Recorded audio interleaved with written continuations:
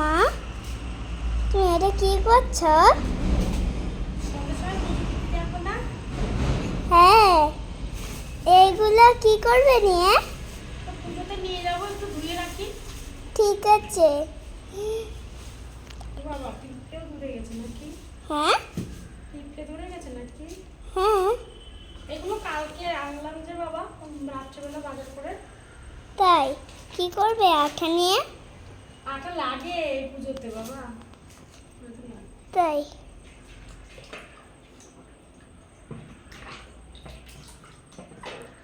আমাকে নিয়ে যাবে? হ্যাঁ, তুমি পাপার সাথে পরে যেও। হ্যাঁ, পাপার সাথে পরে যেও। পরে? হুম। কেন?